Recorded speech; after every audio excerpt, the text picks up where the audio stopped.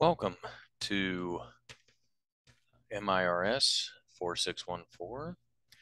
This is the textbook that we're going to be using, The Physics and Technology of Radiation Therapy, second edition, by Patrick N. McDermott.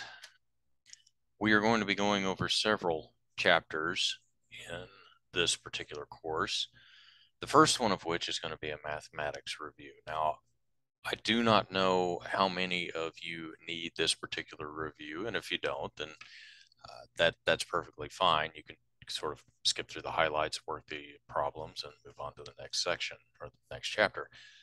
However, this review is here for anybody that kind of needs a little bit of dusting off, review of mathematics, because you're going to be using some of that in this particular course. So I want you to be able to know what it is that you're going to be up against, and this is a good way to do it. So it mentions purchasing a scientific calculator. It can be done rather inexpensively, and it doesn't require a graphing calculator. If you've got one, great, no issue there. But if you don't and you want to save a little bit of money on this, you can get one fairly cheaply. So the first concept that we need to go over are exponents. Exponents are basically a lazy man's way of being able to write an expression. It's a way of saying, I've got a number that's being multiplied together a certain number of times. I don't want to string out all of those numbers and just say a dot a dot a, you know, or 7 times 7 times 7, what have you. I want to be able to write a shorthand way to do it. So the way you do that is you take the base, in other words, what's being multiplied whatever number of times, and you put a superscript here on the right side that lets you know how many times you're going to be multiplying this together. So a to the n power is going to be a multiplied together n times. So does the exponent have to be an integer? Of course not. It can be something to give you nightmares, of course. It could be 1/2. And when the exponent is 1/2, basically what that means is that you're taking the square root. So a to the 1/2 power is going to be the square root of a, written like this. So if you were to take 9 to the 1/2 power, then you're going to end up with 9. You're taking the square root of 9, which is going to be 3. This exponent, n, could also be 1/3. It could be 1/4, what have you. If you say it is 1/3, then you're going to be taking the cubic root of a. And basically what you're looking for here is this number that the radicand that is under the square root symbol. You're looking for some other number that when multiplied together by the root's number of times gives you the radicand. So in other words, if you're looking for the cubic root of 8, you're looking for the number that when multiplied by itself 3 times ends up producing that 8. So in this particular case, the cubic root of 8 is going to be 2. Now, when you use a calculator, obviously it's going to be a lot easier to be able to do that because you can plug in certain functions and it will be easy to do. There are certain exponents here that you are going to need to watch out for. An exponent of 0 means, and specifying that the base cannot be 0 as well, but any non-zero number that's raised to the 0 power is going to be 1. Negative exponents are going to mean the following. A to the minus n, so if you have a negative number up here, what you end up doing is you take the reciprocal of that expression, so it's going to be 1 over a to the n power. So an example of that is a to the minus 3 is going to end up equaling 1 over a to the third. Suppose that the exponent r is not a nice, neat, rational function. In other words, let's say that we went crazy and made it a decimal. 2 to the 1.71 obviously we're going to expect that whatever that result is going to be somewhere between 2 to the first power and 2 to the second power. It should be in between there. If, and let's say you had a computer, type in the calculator here, find the app. If you say, and you can expand this out and you can get a few more functions here, or you should be able to set this to a scientific setting, and that gives you more functions available. So say 2 raised to the 1.71 power, it gives you 3.27. And that indeed is going to be in between the 2 and the 4, as we had expected.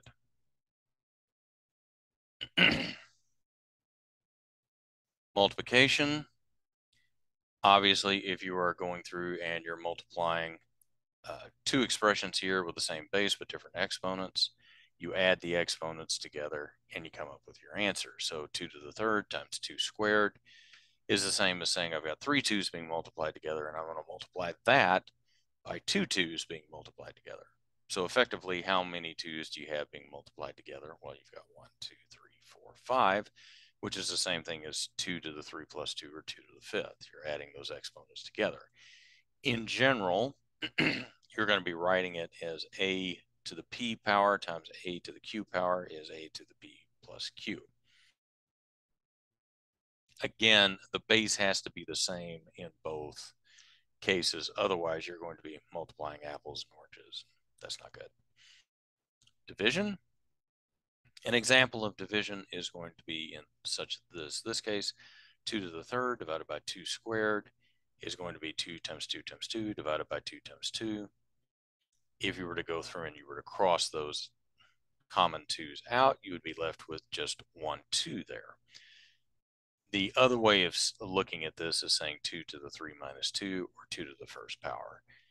In general, the way this is written, a to the p power divided by a to the q power is going to be a to the p minus q. Follows the same thing as what you see up here. So an exponent raised to a power. So a power to a power is another way to look at it. So let's say you've got 2 to the third and you want to raise that number, whatever it happens to be, to another exponential power. So you're going to take 2 to the 3 and you're going to square that. This is the same as saying 2 to the third times 2 to the third, because when you square something, you're multiplying it by itself, and the expression on the inside happens to be 2 to the third. So you've got 2 to the third times 2 to the third. Using the rule that we had up here, we can just add the exponents together, and we come up with 2 to the sixth. So a way of looking at this is a to the p raised to the q is going to be a to the p times q. So in all of these problems, watch your p's and q's. A product raised to a power. So you've got a product inside here, that's going to be raised to the power. 2 times 3 raised to the second power is going to be 6 raised to the second power, which is 36, which is the same as 2 squared times 3 squared, 4 times 9, which is 36. What they're trying to say here is that when you have a situation like this with an exponent out to the outside, if you take each one of those factors inside and raise it to that power, you'll get the same answer. Now, when it comes to exponents, there's one here in particular that you need to watch out for, and that is a specific constant, and it comes about. I won't go into the reason as to why this one is particularly important, but it does tend to pop up. There are certain numbers that pop up all throughout mathematics to haunt you, and this is one of them. E. E is actually a number, not a vowel in this case. E is equal to 2.71828, and you can go on forever. It's an irrational number. Now, you might joke and say all numbers are irrational, but in this particular case, what that means is I cannot express it as a ratio of one thing over another. But this number is so important that it even has its own special place here, just like pi does. So when you put an E, you've got it here. This is your number, at least out to several decimal places.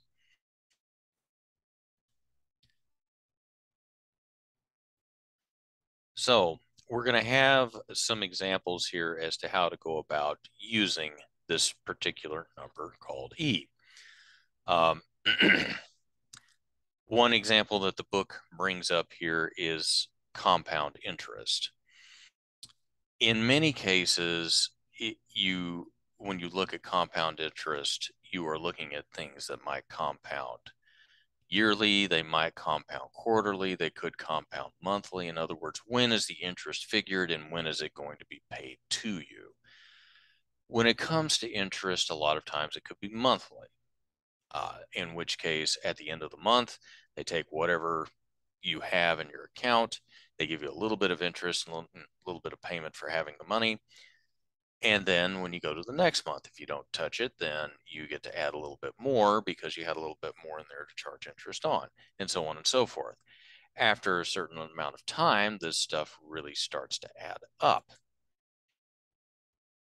So rather than going through and trying to compound at particular times, what if you had a situation in which things were compounded continuously? That is where the value of E comes in. And for the particular formula that they're going to be looking at right here, you're going to be looking at whatever the value is, the final value in the account is going to be whatever's presently in there times the value of E. So the principal times E raised to the R times T. In other words, R is going to be whatever the interest rate is presented as a decimal. And T is going to be whatever the time value happens to be. Is it going to be a year, 2 years, what have you? If you were to go through and you were to see here the number of times something is compounded and whatever the amount happens to be, you can see here in this table what sort of balance you end up with.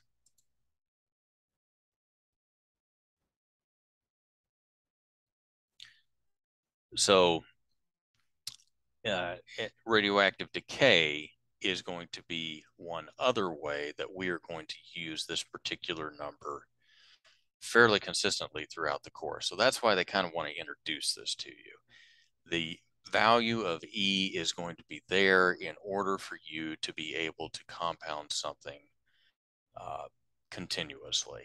It goes for, you can use it to model certain bank accounts. You can also use it to model radioactive decay. Here we have an example, and we can just kind of go through this very quickly. You've got an amount that's placed in an IRA on January 2nd, 2007. The interest rate is 10% per year compounded continuously.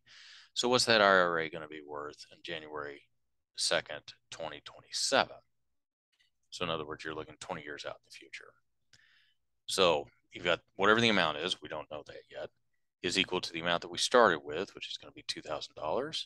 The value of E, which again is a number, we can approximate what that is, raised to the RT. Now the interest rate is 10% per year. It's not a bad interest rate for an IRA. That 10% again is changed to a decimal. It's changed to a decimal, so it's not 10%. You're writing it as 0.10. You're going to take this and divide it by 100 in order to get this particular value. You're then going to multiply that by the number of years that you have. In this particular case, we've got 20 years, so we're going to put that in. So once you've got those values in, you put this in here, and you're going to make this particular computation. Now, let's go through the calculator here. Let's kind of see what this is going to look like. So let's say that I take 0.1 and multiply that by 20. So I get 2. So I'm going to say here, and I'm going to put that, let's see, do I have a memory? Yes, okay. So I'm going to put that in memory. I'm going to clear. And let's see if I do remember to recall. Okay, it's there. So I'm going to take E, and I'm going to raise that to whatever the exponent happened to be, which in this particular case, it happens to be 2. So I've got that, and then multiply that by the 2,000, which was the initial balance. And this says I end up with 14,778.11. Now, does that match what I see here? Yeah, sure does. So that's how I can use this particular problem in order to be able to figure out what the solution is if it were compounded continuously. Now, in most cases with banks, you're not going to see that. You might see something, or IRAs maybe, they're going to be a little different. If you were to suppose that the interest is compounded annually, you can see what the interest is at the end of the first year. A is equal to what you started with plus the principal times the rate of return. In this case, well, we'll keep it in general. And if you were to go through and you were to factor out the P, this is what you would end up with. At the end of the second year, you've got A is equal to this plus this, because this is the amount that you had at the end of the first year. And then this amount gets multiplied by the rate of return for the second year. Putting all of this together with the terms here, if you factor out a P, then you have 1 plus R plus 1 plus R times R. If you go through and do a little bit of grouping, then you come up with P is equal to 1 plus R times 1 plus R, or since this is the same thing, you get P times the quantity 1 plus R raised to the second power. If you apply this out after 20 years, what you find out is this exponent out here is the same as the number of years that you have it out. So in this case, it happens to be 20. So if it's compounded annually for 20 years, this is what you end up with. A is equal to P plus 1 plus times 1 plus R raised to the 20th power, and you end up with this value, 13,455. So if it's not compounded continuously, you're going to end up with less.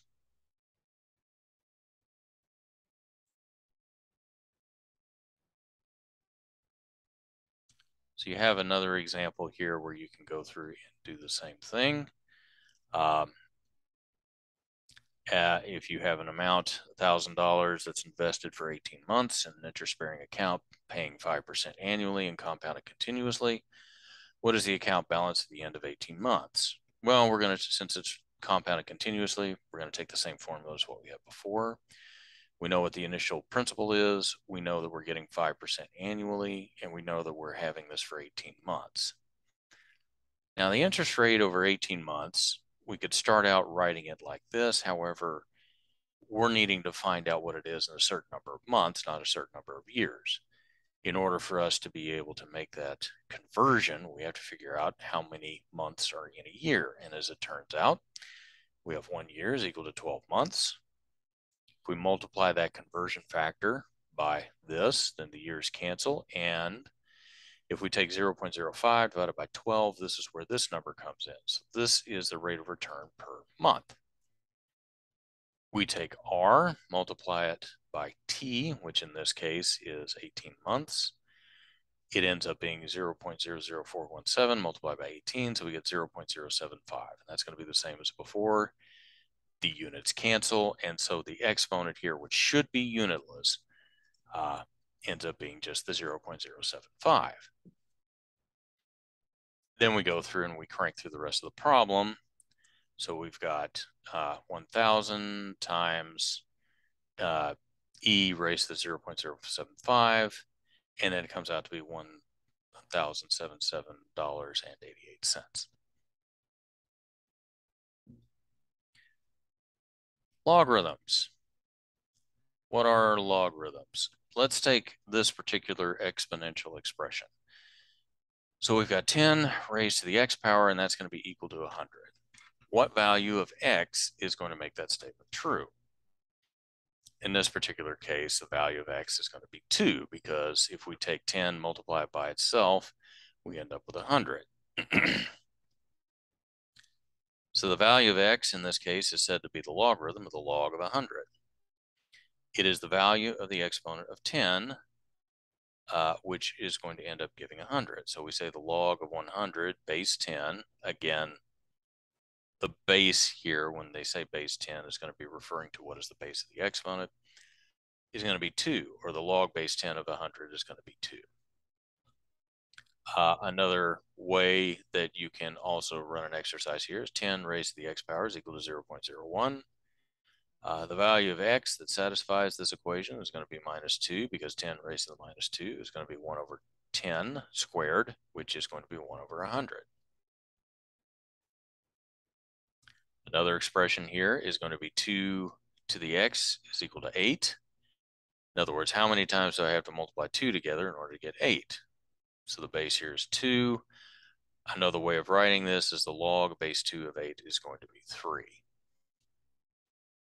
So a way of generalizing this is to say that if we have an exponential expression here with this not being equal to 1, because that becomes rather trivial,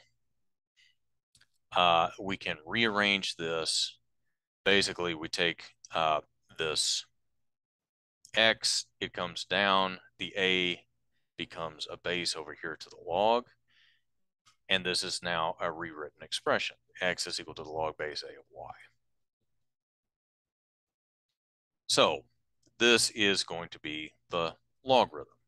So as an example here, the log base 2 of 4 is going to be the same as the log base 2 of 2 squared, which is going to be 2.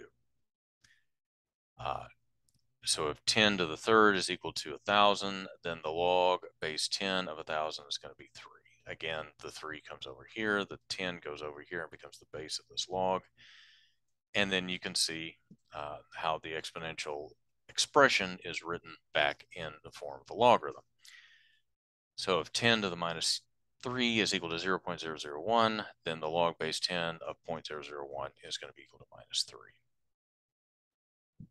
This is going to be the base. This is going to be the exponent. This is going to be the argument of the log.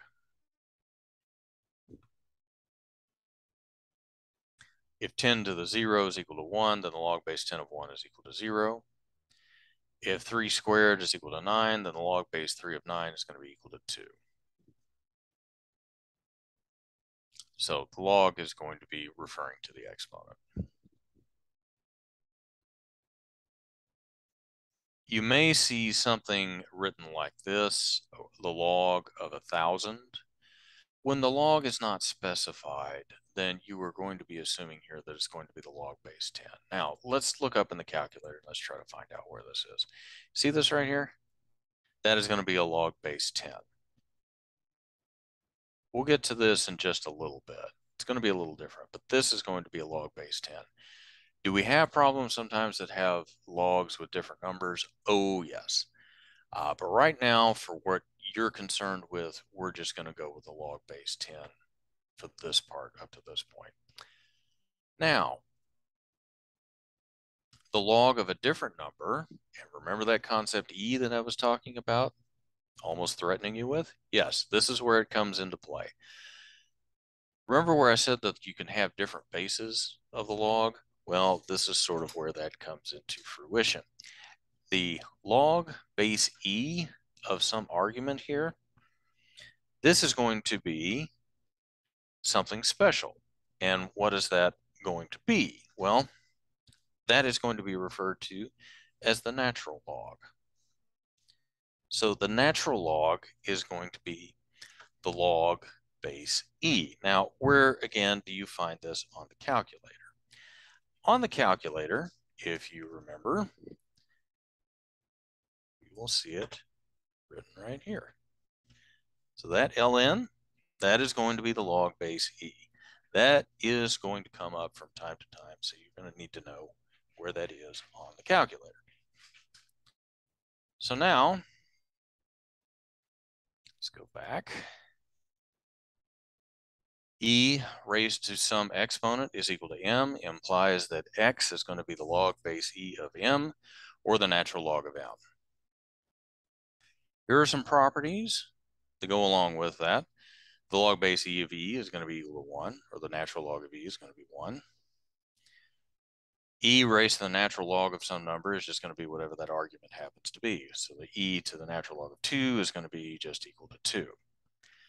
The natural log of e to the 1/2 power is just going to be whatever that power happens to be, which is what this is trying to represent. The natural log of e raised to something, whatever that happens to be, is going to be that something.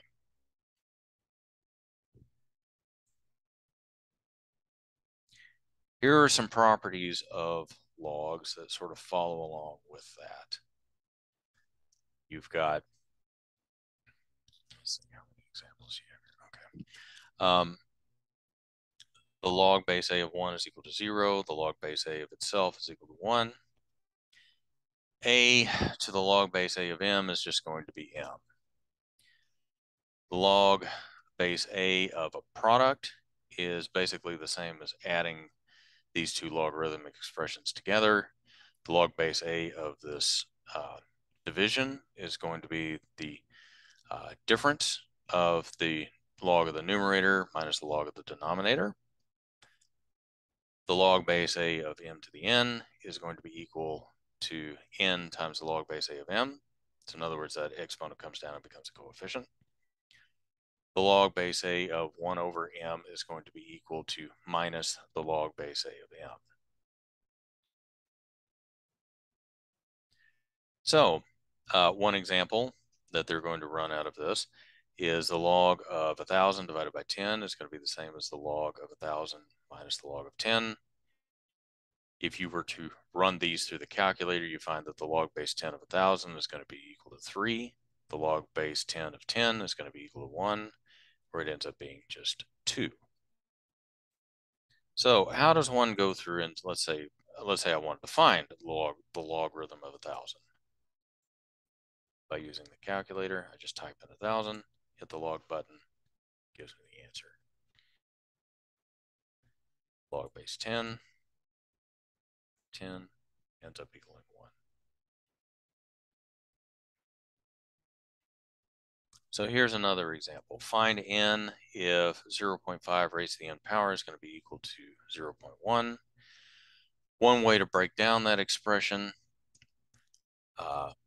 is to say here we can bring the exponent down. In other words, if we have this particular expression, if we take the log of both sides, we're going to write log out in front of this and log out in front of that.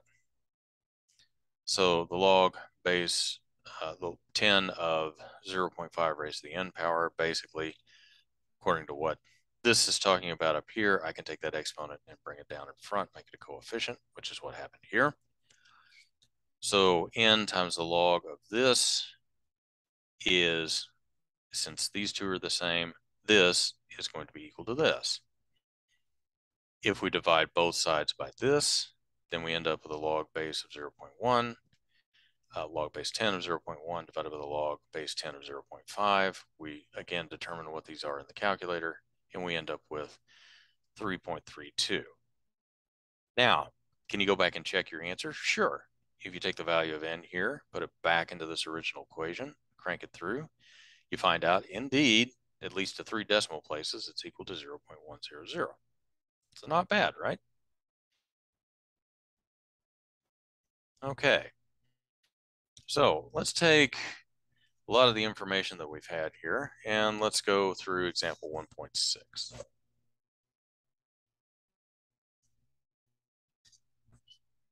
All right, so we're going to invest $1,000. Apparently, we're fairly well off here.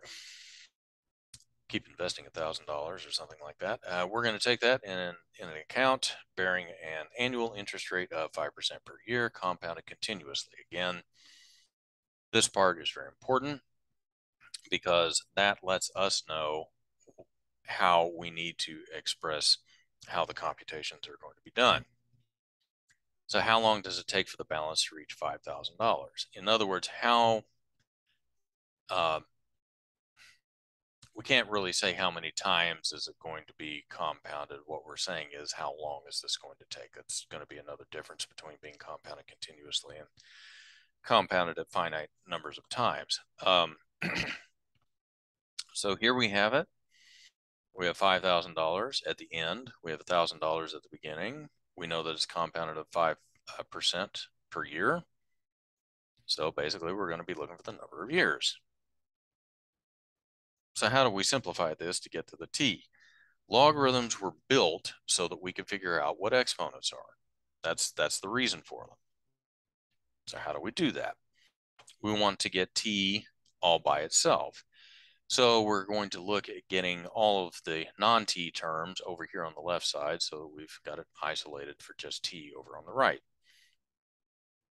So we take both sides, we divide it by 1,000 to get rid of this coefficient. That would give us 5 is equal to e to the 0.05t.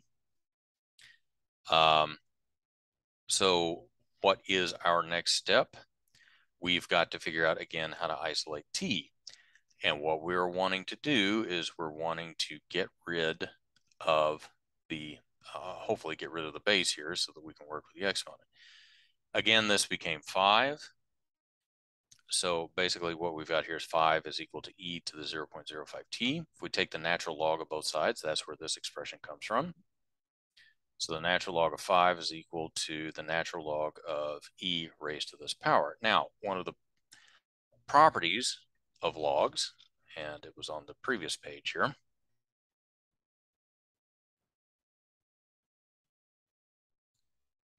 or maybe it was, let's go one page over here.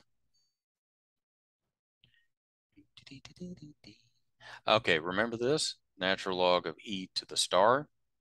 Natural log of e to the star is equal to the star. So, because of that, this is the natural log of e to the star. Remember that?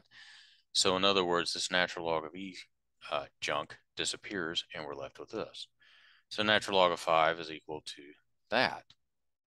In order to be able to get t by itself, we got to get rid of its coefficient, 0.05. We divide both sides by 0.05, and we end up with t. So we got the natural log of 5 divided by 0.05, and we end up with 32 years. Long time to wait. How do we take a look? So if I put 5 here, take the natural log and divide that by 0 or 0.05. Yep, a little over 32 years. That's where it comes from.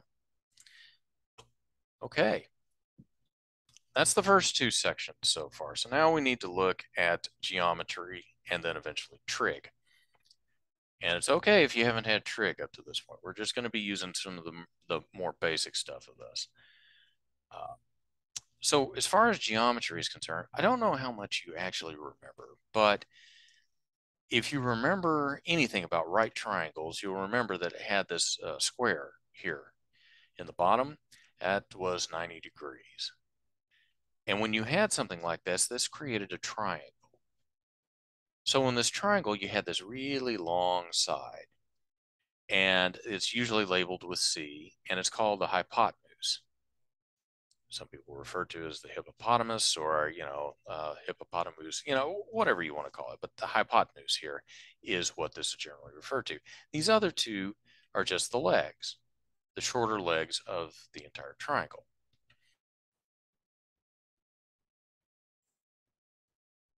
When you have a situation like this where you have a right triangle, and trust me, they will come up in this course, what you find out is that if you square the hypotenuse, it's equal to the sum of the squares of the two sides. Again, please remember that has to be a 90-degree angle. You have to be able to prove that. Otherwise, this relationship does not hold. It becomes something a little more complicated than that. Similar triangles, which are basically triangles that are going to have the same angles but different lengths. To have the same shape, the two triangles must have corresponding angles equal, which is what I just said. The lengths of the sides of the similar triangles are proportional to one another. And let's see if we've got a figure here. Let's see, what did it say? 1.4. Is that what it said? Yeah. Let's see if I can find it. 1.4. Here we go. We've got a smaller triangle and a bigger triangle. All of these angles here, a theta 1, theta 2, and theta 3, they're all going to be the same. What the book is trying to say here is that when you have a situation like this, the ratio of this over this is going to be the same as the ratio of this over this, which is going to be the same as the ratio of this over this. A little a over capital A is equal to small b over big B, which is equal to small c over big C.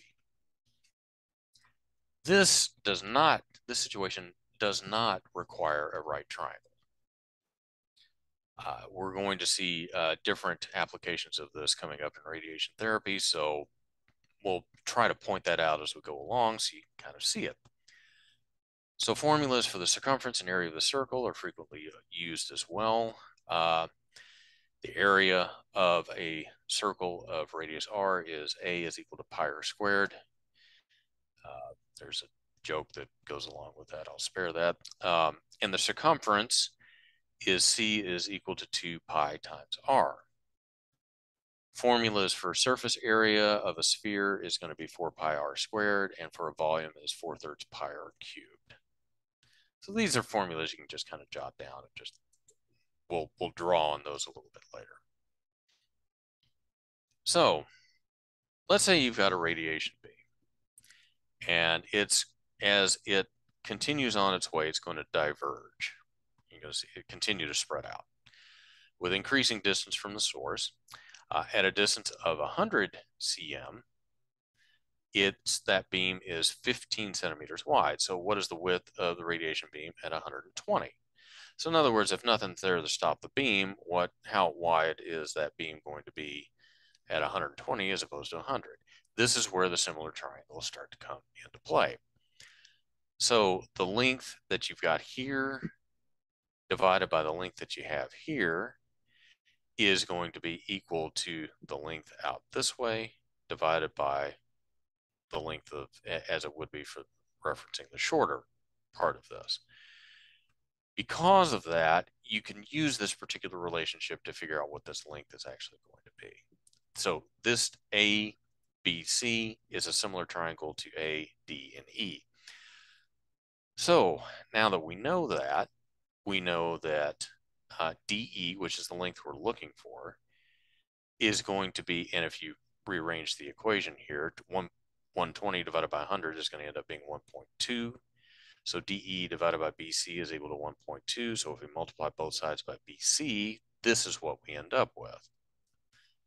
So this length DE is going to be 1.2 times BC. So 1.2 times 15 ends up being 18. Where might that come in handy? Well, here's a clinical example that goes along with that. You got a patient's leg that's being treated with a radiation beam using a linear accelerator. What a dosimetrist might do in order to be able to treat this is to turn the collimator of the beam such that you can get all of the leg in there. Because this distance along here may be greater than 30 cm here or the 30 cm here, so you might be able to get more of it in there. So this is an actual situation that you might encounter this. So the total length of the portion of the leg to be treated must be 40 centimeters. But the collimator only stretches out to 30 by 30. So to get the necessary length, the radiation therapist proposes rotating the field so that the patient's leg lies along the diagonal. So will this be large enough to treat the patient? If you were to use the Pythagorean theorem in this particular case, because when it comes to collimators, this direction and this direction are going to be orthogonal to each other. In other words, they're going to be at 90 degrees. Because of that, if you take that particular square, cut it along the from corner to corner, you end up with a right triangle. Because you ended up with the right triangle, this will now follow the Pythagorean theorem. Because it follows the Pythagorean theorem, you know that the hypotenuse here is going to be equal to one leg squared plus the other leg squared. So 30 squared plus 30 squared, which is going to be 900 plus 900. That gives you 1800. So c squared is equal to 1800. You take the square root of that. You end up with 42.4 cm. So yes, the radiation therapist is correct. You can make it large enough to treat the patient's leg, at least if you're not considering any flash or anything along those lines. So, but we'll get into that later. Point is, they were correct. This is an interesting little rule of thumb that you might want to take with you. The diagonal of any square is going to be the square root of 2, which is roughly about 1.4. So you can tuck that away, maybe use it at some point. Okay, trigonometric functions. I don't know if you've had trig up to this point. And if you haven't, that's okay. We're just going to go over a little bit of it in order to help things make sense. So, what is a trigonometric relationship? A trigonometric relationship, in this particular case, we are going to be referring to how the hypotenuse and the opposite side or adjacent side, or perhaps just those two, how they all relate to each other. So these particular relationships, and we'll go over where they are on the calculator. If you have not had any trig, there is an expression here that is referred to as a fictitious name of a Native American chief, Sokotoa. And basically what this refers to is it's an abbreviated expression of these particular trig functions and what they represent. So the SOH here refers to the sine of a particular angle, and this is going to be, I'm going to scroll down here a little bit. The O and the H refer to the opposite side and the hypotenuse. Now, what does all of that mean? A picture's worth 1,000 words. So again, you've got a right triangle here, and you've got an angle over here. So that this is the same type of triangle that you might run into where you would use the Pythagorean theorem. This particular angle here is cornered over here. It's going to have the hypotenuse here, which is represented by C. It's going to have the opposite side, in other words, the one that it's not in contact with. This is going to be the opposite side, so this is going to be referred to as B. This is going to be the adjacent side because this is one of the two sides here that make up the angle. So this is going to be considered adjacent.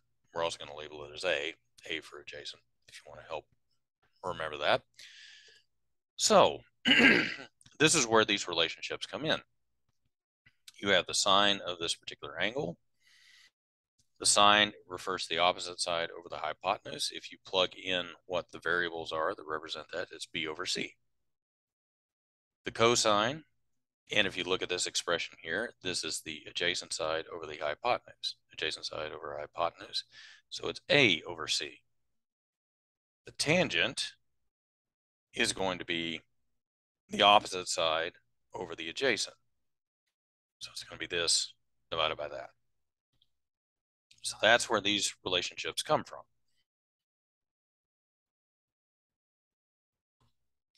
So let's say that you were wanting to find out what the sine, let's say the sine of 30 degrees. How would you type that into the calculator?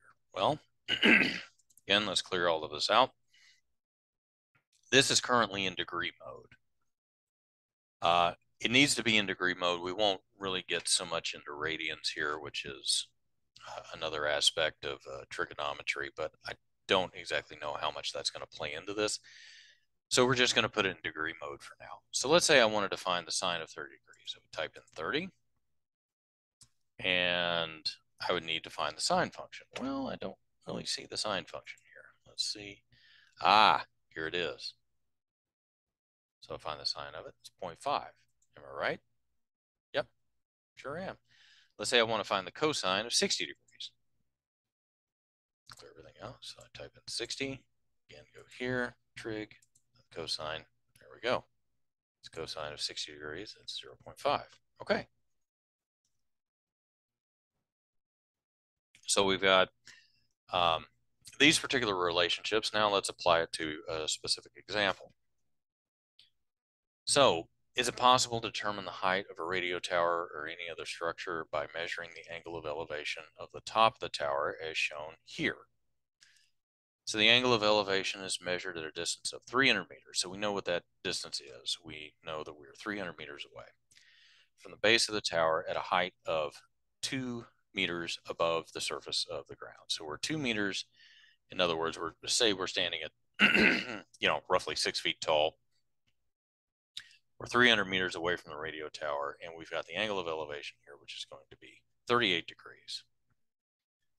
We can use that with a protractor or some other type of device. We can figure out what the angle is when we look straight up at the top. So we want to know how tall this structure is. So we've got ourselves a triangle here. It goes over to here, goes up here, and comes back this way. We know it's 38 degrees here. We know that this length is 300. So the question is, how much is x?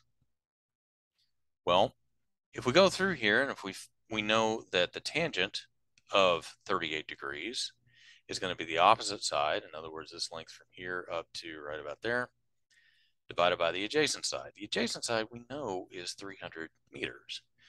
So we can figure out this value in the calculator. We know this value, we can solve for this.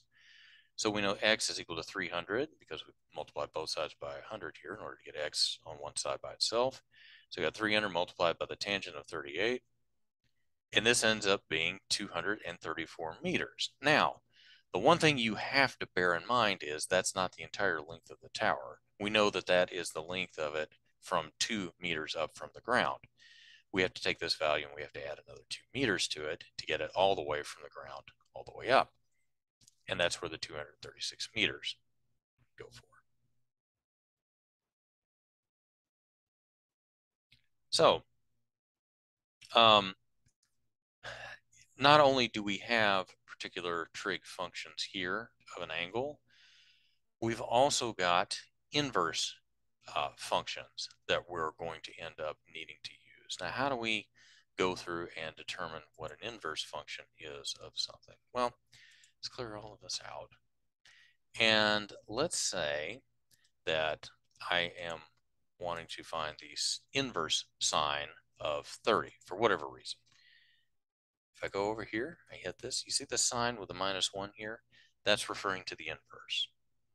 So if I hit the inverse here, it says, oh, can't do that. So let's try another number here. Let's try something.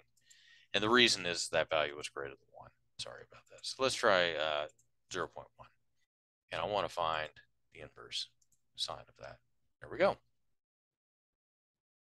Okay, so we can see how to put that information in if we need it. Now, here's an example of how we might go about needing that. I want to know what this particular angle is. I know that this length is 10, and I know that this length is 100. And I know that the tangent of the angle is the opposite over the adjacent. So the tangent of theta is equal to 10 over 100. Now, how do we end up getting just theta by itself? In other words, how do we get rid of the tangent here? The way you do that is you apply an inverse function that cancels this out. But when you do that to one side, you're also going to end up doing it over here to the other. So the inverse tangent of the tangent of theta is basically the inverse tangent of the tangent when operating on each other are going to cancel each other out. But that still means that the inverse tangent is operating over here, and that's where that comes from. So you've got theta is equal to the inverse tangent of 0.1, and that's where the 5.7 comes from. So the inverse function here is to undo the trig function that's operating on the angle so we can get to figure out what the angle is. And that's where that's coming from. Okay, you've got several different problems here that you can work through. I will have some of these ready for you to work.